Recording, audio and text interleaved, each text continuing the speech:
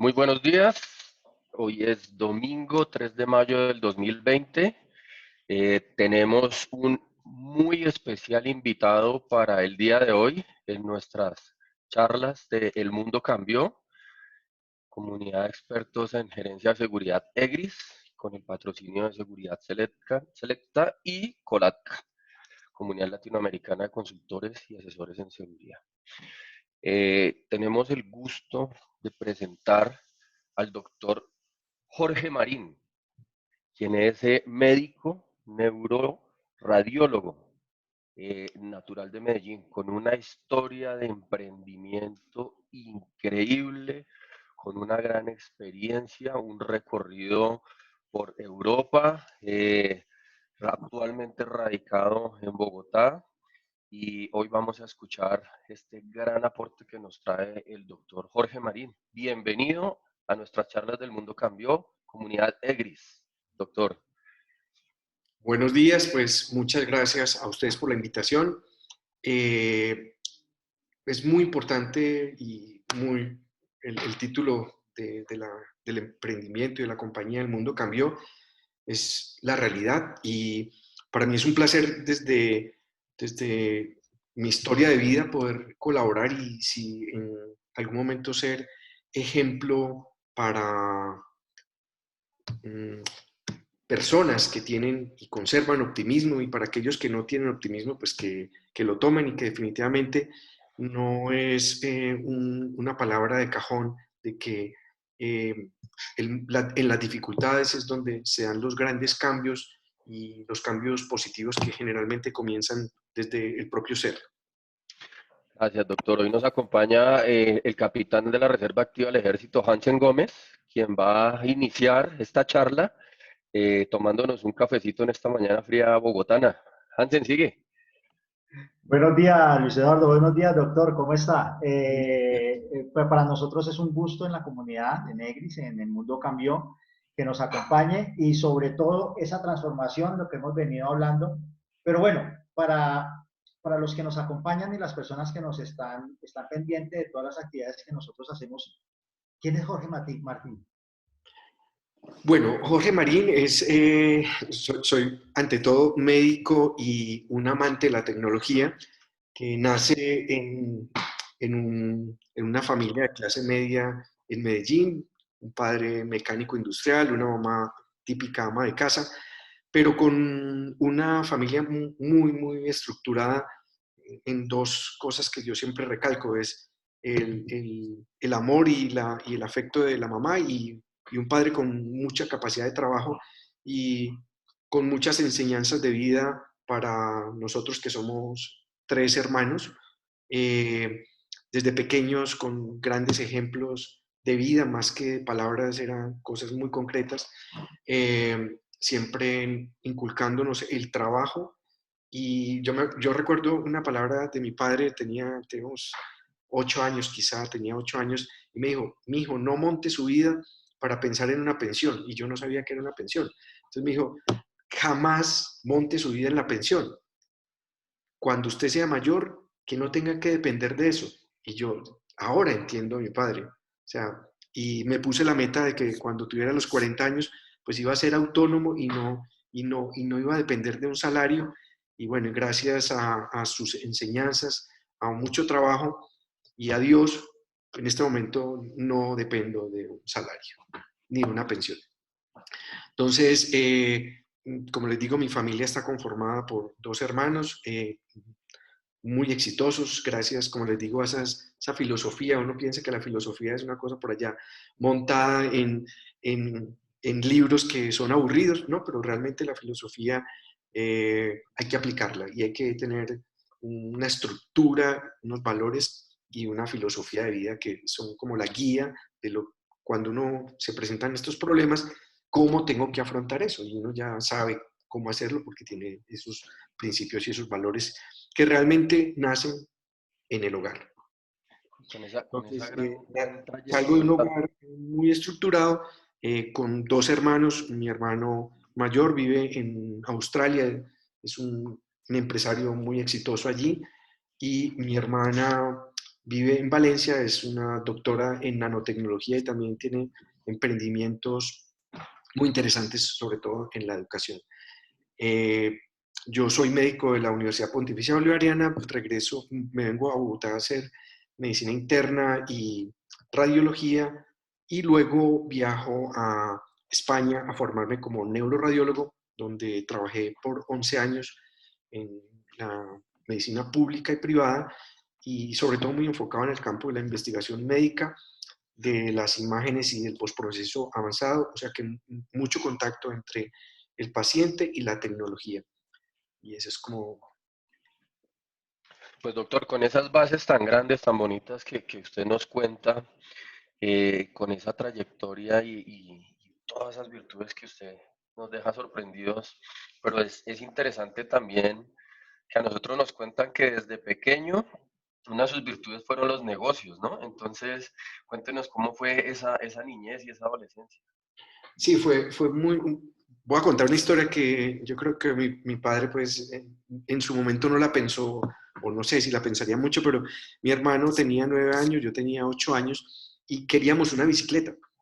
Entonces, mi padre nos dice, sí, perfecto, perfecto, vamos a la bicicleta. Y él tenía una pequeña finquita que tenía unos naranjos y nos llevó al árbol más grande de naranjos y nos dijo, muchachos, miren, allá está su bicicleta. Entonces nosotros miramos el árbol arriba, ¿dónde está la bicicleta? Y pues no estaba la bicicleta. Entonces, nosotros, ¿qué pasó? Y nos dice, bajen las naranjas, véndanlas y van a comprar una bicicleta. Él nos ayudó a bajar las naranjas y cada semana le vendíamos naranjas a los vecinos por docenas y esa fue nuestro primer emprendimiento con mi hermano. O sea, venta de naranjas, después esto fue creciendo, ya no eran naranjas sino fresas, o sea que realmente a la edad de 13, 14 años yo tenía mi propio dinero. Ese fue mi primer emprendimiento. Siempre rodeado en el mundo de los negocios, mi hermano se va a estudiar a Sydney y allá forma una compañía de venta de pancakes. Y bueno, o sea, siempre hemos estado involucrados. Yo creo que a la fecha he tenido unos 20 emprendimientos por lo menos. Entonces, siempre he tenido un spa, peluquería, venta de joyas, un montón de cosas que... Y ya finalmente me doy cuenta que para ser emprendedor y negociante uno tiene que estudiar, o sea, el emprendimiento no son oportunidades, no representa oportunidades, porque uno cree, voy a montar una panadería porque allí hace falta una panadería. Eso no es emprender, y ni emprender un negocio. Hay que estructurarse, hay que formarse y formar al grupo de personas con las que uno va a trabajar y finalmente entre derrotas y algunos éxitos y ensayo-error, concluyo que definitivamente para ser empresario tiene que tener uno una pasión por ese campo en el cual uno se va a involucrar. Y ese tiene que ser el objetivo de vida. Y no solamente para uno, sino para las personas que lo rodean. Y esa proyección final debe ser muy clara, debe ser muy contundente. O sea que en el mundo de los negocios es un gusto, pero la conclusión es que hay que formarse para ser negociante. Bueno, Jorge, una pregunta. Cuando hablábamos inicialmente, fuera del video, nos hablabas de los riesgos que se asumen cuando tú estás tomando la iniciativa con algún emprendimiento. Claro que me acabaste de dejar algo, digamos que nos estabas hablando también del conocimiento. Pues siempre les digo a las personas con las que doy clase que la nueva esclavitud es la falta de conocimiento. Eh, pero nos decía, ¿qué clase para una persona como tú que estás trabajando en los temas de emprendimiento y que te ha ido bien porque cambiaste algo que para nosotros es muy importante? No lo cambiaste, no sé.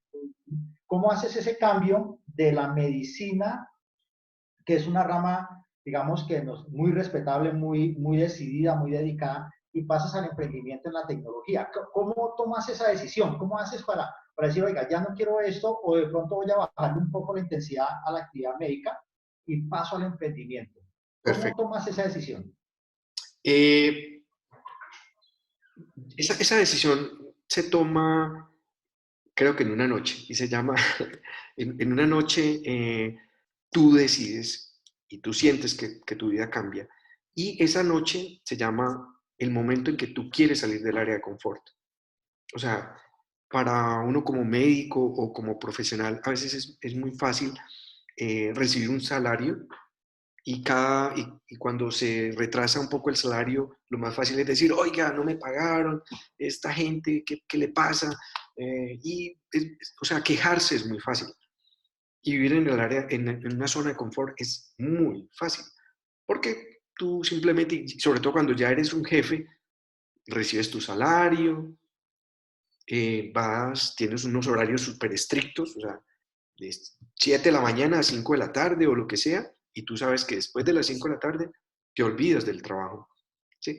En medicina es un poco más difícil porque siempre el paciente está ahí dando vueltas, pero uno hace un ejercicio real y logra liberarse de esa presión y es una vida bastante tranquila y confortable. Cuando tú decides montar una empresa, tú sales de esa área de confort y tomas el riesgo más grande es que ya tú dependes y otros van a depender de ti. Entonces, tomar esa decisión implica apoyo familiar, riesgo, un gran riesgo, pero definitivamente dices, mi vida cambia a partir de este momento. En mi caso, en el caso de la medicina y la tecnología, no es tan estricto el cambio porque las dos tienen que ver mucho, pero en ese momento no era tan claro. O sea, hace 9 años o 10 años no era tan claro que un médico se volviera tecnológico. Ahora pues lo estamos viviendo, o sea, somos médicos de la tecnología, de la robótica, cibernética, lo que sea. Antes no, pero en ese momento era algo disruptivo. Era como una persona que es médica y que es exitosa en lo que hace, se dedica a hablar de inteligencia artificial, que es mi campo, y a hablar con ingenieros y a relacionarse con ingenieros. Entonces, parte de una decisión y un gusto es la respuesta. Pues, doctor Jorge, es impresionante y esos términos, cuando usted habla de riesgo, los hombres de seguridad vivimos todo el tiempo analizando riesgos y es bastante interesante y llama mucho la atención. Y dentro de todo este contexto, cuéntenos cómo ha sido su experiencia laboral y personal viviendo fuera de Colombia, haciendo sus actividades. Sí. Mm, Siempre nosotros tenemos, yo creo que una autoestigma. El autoestigma es la parte más peligrosa que uno pueda tener y es no soy lo suficiente bueno, ni lo suficiente guapo, ni lo suficiente, qué sé yo, inteligente para salir de esa área de confort.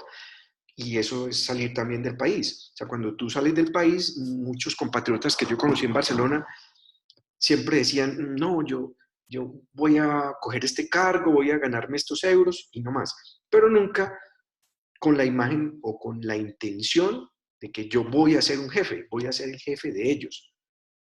¿Sí?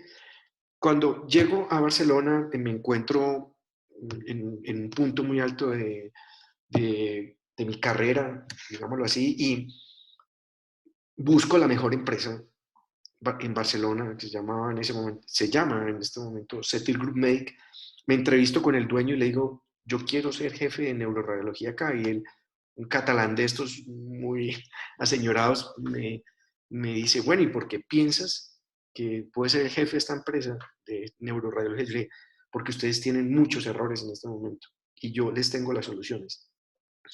Este señor, el doctor Setuain, una persona pues, muy prestigiosa en el mundo médico, de España, de Europa, de una familia bastante adinerada, y me dice, pues mira, lo primero que tienes que hacer es aprender a hablar nuestro idioma, tienes que integrarte completamente a nosotros, y lo miramos. En 6 meses yo era el jefe del grupo de radiólogos, eh, y allí estuve por 10 años como jefe de radiología. O sea que mi experiencia por fuera del país es tomar igual con determinación de que tú te integras a esa comunidad. O sea, tú no puedes verte como un extranjero, tú tienes que aportar a esa sociedad y mimetizarte con esa realidad. O sea, si tú empiezas a todo el tiempo a pensar, soy colombiano, vengo de Colombia, vengo de Medellín, no, yo soy catalán,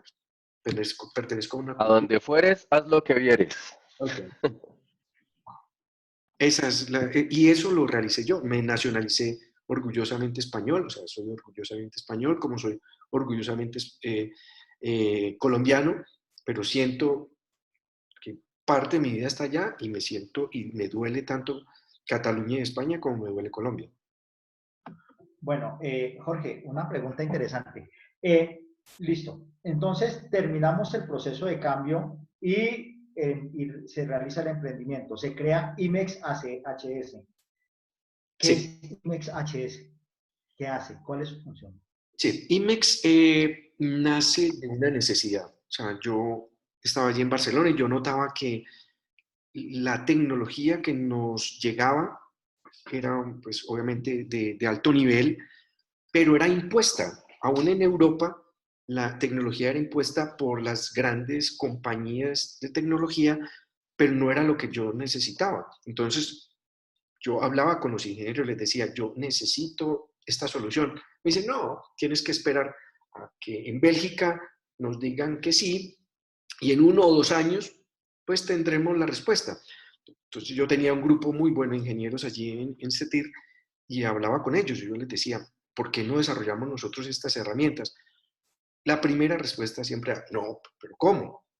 ¿Pero cómo? Si esto es de una gran mega compañía, esto no... Yo les decía, de verdad es que no se puede. Entonces empecé a hablar con las universidades. Entonces yo creo que IMES nace de esa comunicación entre la universidad, que en la universidad sí le dicen a uno sí, o sea, los chicos son los que le dicen, sí, sí, profe, esto se puede hacer, como algo de investigación. Entonces IMES nace de una necesidad y de una comunicación entre la industria, la medicina y la universidad. Es clave que esos proyectos que uno ve como que son muy innovadores, llegan hasta ese punto de un grado en las universidades, pero se quedan ahí guardados.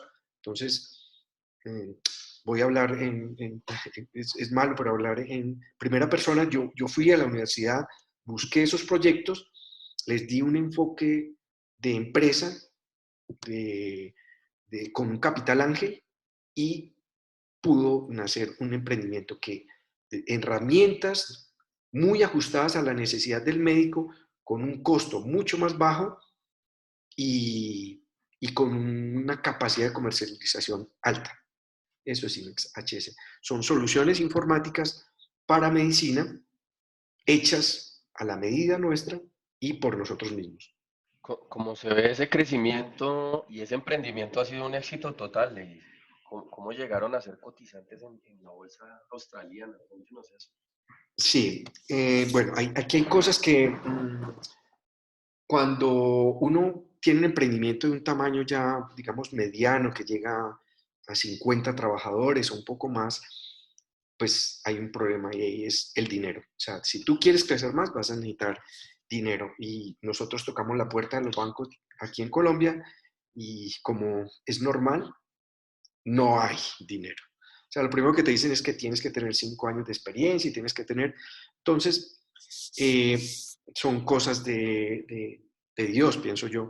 Mi hermano en Australia mmm, tiene su compañía y él me dice, bueno, si usted quiere dinero, pues yo le puedo ayudar con algo, pero eso es limitado. Donde está el dinero, estás no en la banca, sino en los fondos de inversión y en la bolsa. Y yo no tenía ni idea que era la bolsa. Cero. O sea, siempre pensé que era, pues era coger un dinero, buscar un agente y decirle, inviértame el dinero donde usted pueda. Pero ya esto era otro nivel, era yo coger mi empresa y listarla en una bolsa de valores. O sea, eso es impensable para uno. Entonces buscamos una persona que evalúa compañías de tecnología en, en el Reino Unido, y él encuentra que definitivamente Imex encaja perfectamente en lo que necesitaba el mercado de tecnología en Australia.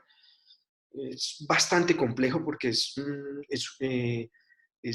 un lenguaje que un médico desconoce. Es más, muchos empresarios no saben cómo listar una compañía, y pues para una bolsa de valores en Asia las exigencias son enormes. Entonces, en ese proceso tú vas a necesitar mucho dinero, o sea, en dólares, solamente para manejar el riesgo, o sea que todavía arriesgas más. O sea, porque muchas compañías intentan listarse en bolsa, y por decirles algo, son $750,000 que tú echas en la basura si finalmente te dicen que no. Ya es dinero, ¿sí? Y ese dinero no lo teníamos. Entonces lo que le decimos nosotros a estas personas es, ¿usted cree en esta compañía? Pues ponga usted el dinero y yo le doy participación. Y fue muy exitoso, logramos que los inversores nos vieran, pero el objetivo, pues el riesgo, y mire que todo el tiempo hablo de riesgo, riesgo, porque cada paso es un riesgo más. Y cada pasito que vas a dar, tú aumentas el riesgo. Y llegas a un momento en que el riesgo es máximo. O sales al otro lado, o definitivamente te quedas sin nada. Y esa es la bolsa de valores. Entonces, llega el momento, finalmente nos pudimos listar en la bolsa de valores, y nosotros somos la primera, y pues creo que por ahora, sí, en tecnología, por ahora somos la primera y la única compañía de tecnología suramericana listada en una bolsa asiática. Interesante, interesante, claro, porque, bueno, de todas formas, en estos momentos, pues, de acuerdo a cómo se está presentando la situación con la pandemia que tenemos en este momento, se avecinan unos cambios, porque obviamente, pues, como está agitada la bolsa, en este momento, yo estaba leyendo esta mañana, ya en el transcurso de la semana ha bajado 5 o 6%, o sea, ya nuevamente tiene una recuperación y vuelve y baja. Pero bueno, pero obviamente adaptarse nuevamente a esta situación, ¿cuáles son esas medidas que ha tomado desde IMEX HS para lograr continuar? Porque pues, si revisamos, la fluctuación no ha sido tampoco tan grande, se mantiene dentro de la misma línea, la pérdida no ha sido, digamos, no ha sido golpeada por la situación. ¿Cómo lo ha hecho? ¿Qué hace que IMEX se sostenga y se mantenga en la bolsa y en la economía? O sea, lo primero, cuando tú ya arriesgas, y vuelvo al riesgo, y logras estar en una bolsa, tú lo primero que piensas, bueno, ya llegué a mi área de confort.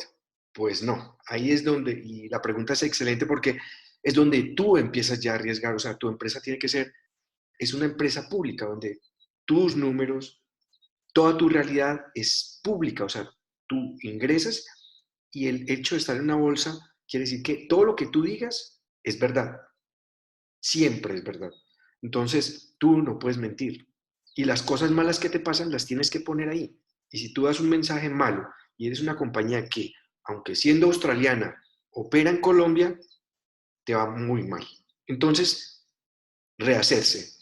En medio de la crisis, lo primero que tú tienes que hacer es no entrar en pánico, y que la gente que está a tu lado no entre en pánico. ¿Ok?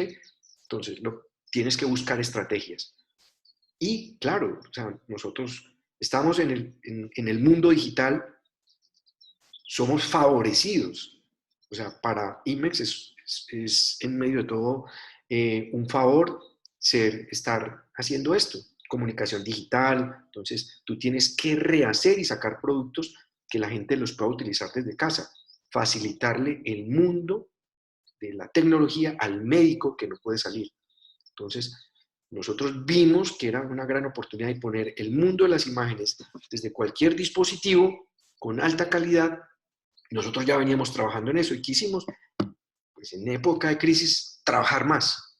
¿Para qué? Para acelerar la entrega de esos productos y que sean exitosos. Entonces, en este momento nosotros estamos en una posición competitiva muy alta, gracias a alinear, como yo le digo a mis trabajadores, ustedes son mi tropa, alinear toda la tropa a sacar muy buenos productos para que tanto los médicos como los pacientes puedan usar esas herramientas de visualización, que es lo que yo hago, muy fácil, a menor precio y con una calidad y una seguridad muy alta. O sea que pasamos de tener miedo a estar muy motivados en este momento y a mantenernos no solamente en la bolsa, sino a subir nuestro valor en las acciones. Pues qué gran enseñanza la que desde la empresa privada y como emprendedor está dando y es un gran aporte al mundo, ¿no? Al mundo en especial el sector de la salud. Felicitaciones por ese Muchas gracias. emprendimiento, ese crecimiento, doctor. Adicionalmente, pues eh, quisiéramos saber cómo cree usted que va a cambiar el mundo y cuál va a ser el crecimiento de su empresa.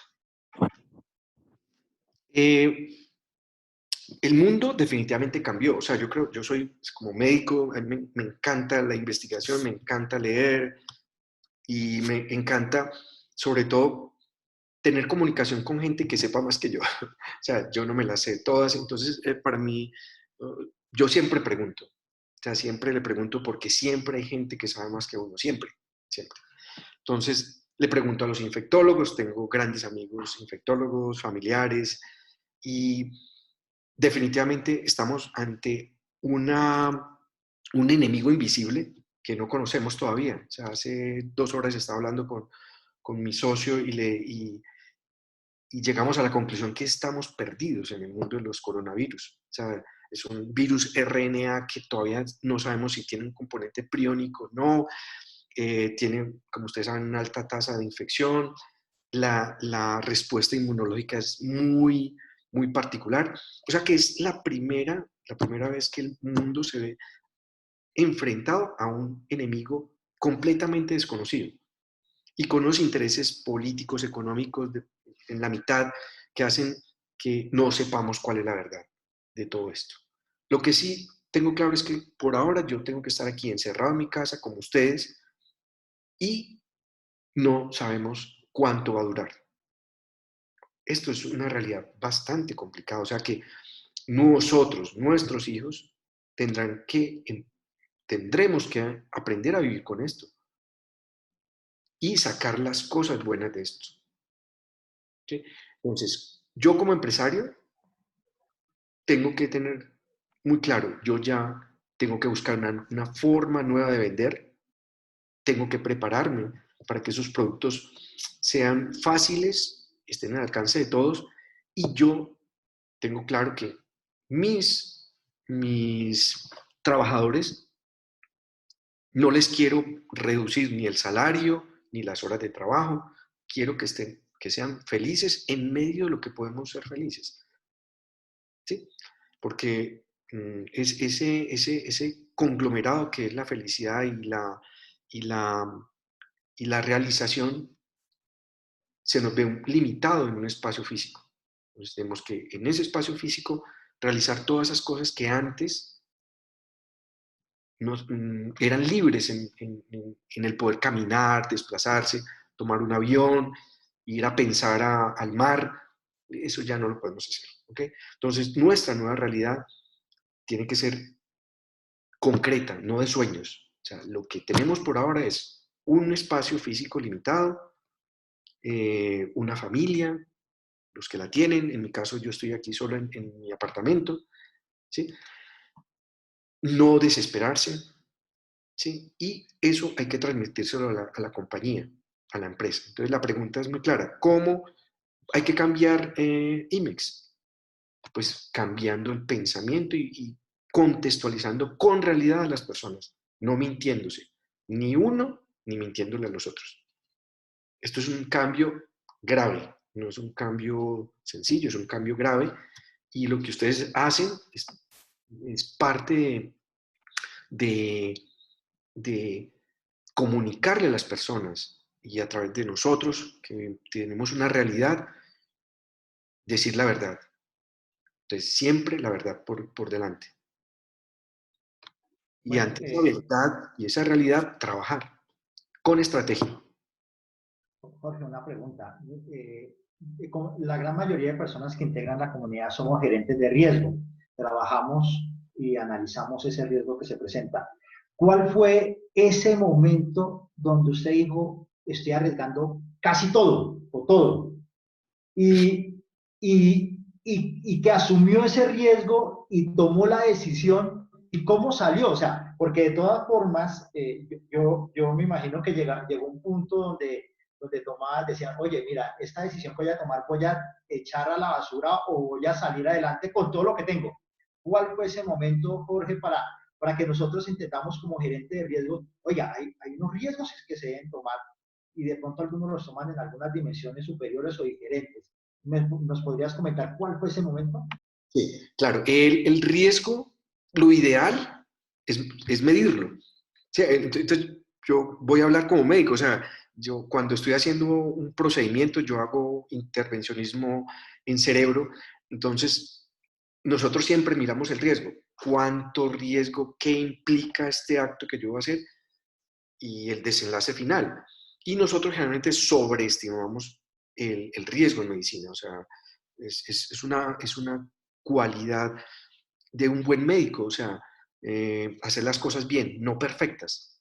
¿Ok? O sea, el buen médico no es el que hace las cosas perfectas porque se va a tener un riesgo tan alto que ese equilibrio entre el resultado final y un resultado aceptable, esa brecha puede ser muy peligrosa y puede costar una vida. Entonces, siempre pienso como médico cuando voy a afrontar los riesgos. O sea, un riesgo que sea idealmente medible, que eso casi nunca pasa en la vida, pero, pero que mis capacidades estén en el juego de ese límite. Si sobrepasan esa capacidad, no lo voy a tomar.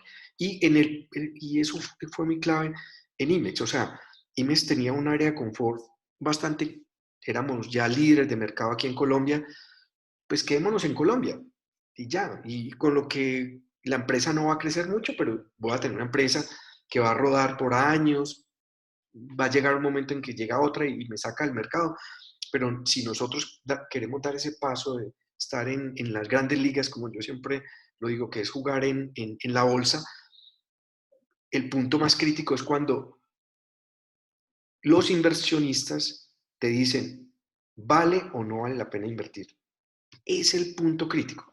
Entonces, yo siempre lo que hice, o hablo por mí, es asegurar mi operación en Colombia, cosa que si no me resultaba la de fuera, pues tenía un pie puesto acá y simplemente me devolvía. Entonces, el riesgo debe tener unos límites. O sea, mi consejo es arriesgarse, pero siempre dentro de un rango de seguridad. ¿Sí? O sea, yo no voy a sobrepasar el límite de quedarme en la calle, eso no, ¿sí? No lo voy a hacer. Definió una tolerancia en el manejo del riesgo, Es, básicamente. sí, Qué excelente. Nos una gran lección de gerencia de riesgos para sí. los que manejamos riesgos. No termina de aprender uno Ah, nunca. bueno, y hay una cosa que yo quisiera agregar. Claro. Siempre buscar ayuda de los que más saben. Siempre buscar. O sea, si tú no sabes de bolsa, búscate el mejor para que te oriente. Y él sí te va a dar una dimensión del riesgo. Porque si yo no soy un buen cirujano vascular, digamos, siempre vuelvo a la medicina, pues yo no voy a entrar a arriesgar a un paciente si yo sé que hay alguien mejor que yo. Yo le pido el favor a esa persona. Yo, venga, acompáñeme, enséñeme. Y juntos tomamos el riesgo. Pues bueno, una lección de vida, una humilde, una persona realmente humilde, un gran emprendedor, gran profesional, con una lección de vida para todos que nos da ánimos de continuar, le da esperanzas y se vuelve en un espejo o un referente para aquellos que quieren iniciar y cambiar su vida. Eso es clave, salir de la zona de confort y qué grandes enseñanzas nos está dejando usted hoy, doctor. Mm, Muchas gracias. ¿Cuál es su consejo? Como para finalizar, ¿cuál es su consejo en este momento de reflexión para la parte médica y para todos nosotros que dependemos del esfuerzo de personas como usted? Bueno, el consejo para este momento de vida, o sea, uno tiene que situarse, o sea, mi posición en este momento es, tengo que estar confinado por ahora frente a alguien que no, un agente agresivo, desconocido. Entonces, protegerme, esperar, yo creo que mi consejo es tener paciencia, debemos ser pacientes, porque todavía hasta que no tengamos una solución médica que no está en nuestras manos, uno tiene que guardar paciencia. Ser obediente ante los riesgos, ser humilde, o sea, mi consejo es humildad, paciencia y estrategia. Estrategia, o sea, dedicarse estos días a leer, a buscar cuál, cuál es la condición más fácil de transformación y que sea eficaz para este momento, poniendo siempre, siempre mi realidad como primera eh, condición de arranque. O sea, mi realidad es que tengo tanto dinero o no tengo tantas deudas, sé esto, no sé esto, y a partir de esa condición y esa autoevaluación o evaluación familiar, mirar estratégicamente qué es lo que necesita el mundo, qué es lo que necesito yo en esta nueva realidad. O sea que mi consejo es humildad, no ver tanta televisión, eh, ponerse a trabajar, a leer, en mi caso estoy leyendo filosofía, me la paso leyendo cosas de filosofía y, y a través de eso no perder el control. O sea, cuando ustedes sientan que están perdiendo el control, mediten, oren los que puedan orar, no pierdan el control, paciencia y humildad. Bueno, doctor, de verdad que cuando una frase o algo que decía inicialmente que le dijo su señor padre, pues no piense en una pensión. O sea, eso, eso hace que muchas personas tomen la decisión, porque este video lo van a ver muchas personas y van a querer emprender, van a querer avanzar, van a querer buscar nuevos espacios. Lo vimos y casi toda la charla se dio en ese emprendimiento, en la necesidad de innovar, de buscar y de ver las dificultades y cómo se pueden salir de ellas. Eh, pero sabemos que la realidad que tenemos hoy en día hace que muchos estén conformes con lo que ya tenían, el que tenía el negocio, el que tenía el local, el que tenía esto, los mismos nosotros en seguridad, las empresas, pero yo quiero una última pregunta y es a toda nuestra comunidad, eh, ¿cómo se transformó? ¿Cómo hizo mentalmente? Porque pues, veo que está leyendo filosofía, que es muy interesante, siempre tendrá un cambio con la filosofía. ¿Qué, ¿Qué lo ha hecho cambiar en estos días? O sea, ¿qué pensamiento, qué idea lo ha venido llevando en la mente para esta situación? O sea, algo que lo venga trabajando y que lo venga pensando. Bueno, excelente pregunta porque mmm, definitivamente este tiempo es de trabajo. O sea, porque no voy a tener mucha distracción, entonces tengo que enfocarme en algo concreto. O sea, me gustan las cosas concretas. Entonces, ¿en qué estoy trabajando? Uno, en todos los días escribir 3 tareas. Entonces, hago 3 tareas. Bueno, 3 tareas y al final del día las escribo y digo, ¿las cumplí o no las cumplí? ¿Sí? O sea, fijarme tareas. Entonces, hoy voy a hacer una llamada estratégica a esta persona para que necesita mi software, ¿sí? Pero siempre enfocado en objetivos. Voy a aumentar en tanto por ciento las ventas de la compañía a través de estrategias digitales, ¿sí? Estoy hablando de mi caso. Pero el consejo que yo les doy es, pónganse tareas al día y hagan las tareas. Y si quedaron en deuda de esa tarea, al otro día la retoman, pero ya no van a ser 3, sino 4. O sea, no la dejen atrás. Y esto mismo se los dije a mis trabajadores. Entonces, todos los días nos reunimos a la misma hora y revisamos las tareas. Entonces ya no serán 3 tareas mías, sino serán, en mi caso que son más de 100 trabajadores, ya se dan cuenta, son 300 tareas que hemos hecho en grupo, entonces siempre en comunidad. Y mi consejo es para los que tienen familia, pues pónganse tareas de familia. O sea, pero 3 tareas, bueno, mijito, ¿usted hizo las 3 tareas? No, papá, las tiene que hacer. No se cuesta hasta hacer las 3 tareas, las que sean. Hay que hacerlas. Pero práctico, o sea, una cosa práctica. Súper interesante, nos deja muchas lecciones y muchas tareas. Sí, sí.